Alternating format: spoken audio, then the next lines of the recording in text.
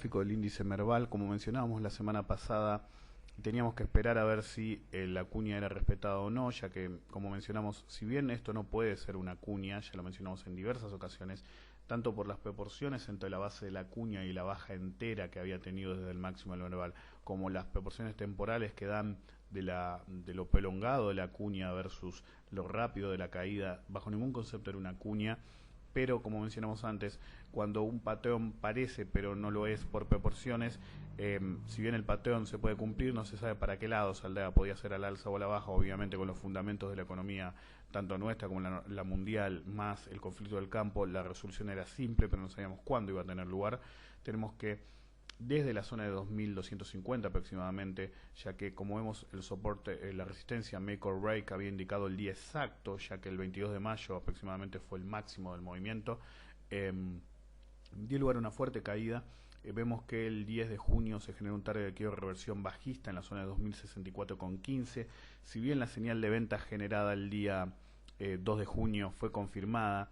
y luego fue doblemente confirmada dada el quiebre de este soporte dinámico que era la base de la pseudo cuña que habíamos tenido, y en adición cuando se generó el target de quiebre de reversión bajista, vemos que todavía no pudo consolidarse, ya que coincidía con la zona de soporte 2050, que es un soporte, si bien no de extrema importancia, lo suficiente como para resistir la presión bajista que hubo en los últimos días. Vemos que la zona de 2050 no logró consolidar el quiebre del target de quiebre reversión, y al mismo tiempo vemos que si 2050 en este momento se convirtió en el mínimo de esta etapa del movimiento bajista, si no se genera un nuevo mínimo en los próximos días, tendríamos un rebote hacia la zona de 2088,37 como objetivo primario y un objetivo secundario en la zona de 2118,17. Incluso si se acelerara, primero tenemos que ver si esta zona efectivamente es una zona de mínimos o no. Como vemos, tenemos un soporte make or break muy cerca a definir entre el 19 de junio como objetivo primario temporal, y si no se da entre esa fecha y el 7 de julio, que lo tenemos prácticamente ahí, ya que el comienzo de la zona de soporte es 2042 a la zona de 2022, solo 20 puntos, ya que dada la cercanía en términos de precio y en términos de objetivo temporal, podemos especular con que el mínimo de este movimiento en este momento, es decir, la subonda, podríamos haberlo visto y se habilitarían esos dos objetivos que mencionamos. Incluso si se acelerara el movimiento, tenemos que admitir que no va a volver a cruzarse esta resistencia, esta línea de tendencia alcista, que ahora debería ser una resistencia dinámica, y al mismo tiempo vemos que incluso si se da el rebote, dado que lo que sería la onda 2 de este movimiento duró básicamente tres periodos, es decir, de pivote a pivote sería 3 días, deberíamos tener por lo menos 1 o 2 días más de suba si se confirma que el mínimo fue hace 2 semanas, o esta semana si lo prefieren, pero el mínimo exacto fue la semana anterior, no la última que pasó. Deberíamos tener por lo menos...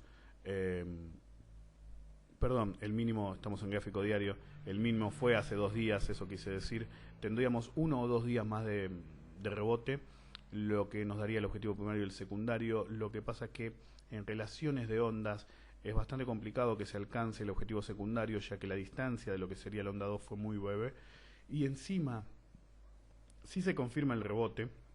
tenemos que tener en cuenta que incluso podría haber sido este el rebote, a pesar de que especulamos con que podría haber un día más hacia la zona de 2089 o incluso 2100. Tenemos un 54% de probabilidad de nuevo mínimo, lo que pone en entredicho este soporte make or break. Tenemos que esperar unos días, ya que el rebote que se está viendo, a nuestro juicio, duraría 1 o 2 días más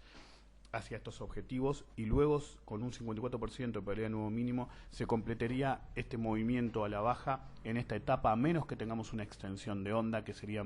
bastante posible en este escenario, pero por ahora no podemos especular con eso. Y si se genera un nuevo mínimo y el soporte make or break no aguantara, estaríamos buscando la zona de 2000 como soporte de testeo para evitar una continuación a la baja. Ahora, en el gráfico semanal vemos que también las condiciones de la cuña es la misma, pero vemos que el quiebre fue mucho más violento, dado que duró una semana prácticamente nada más, y tenemos que en términos semanales se generó una señal de venta que se confirmaría si la semana que viene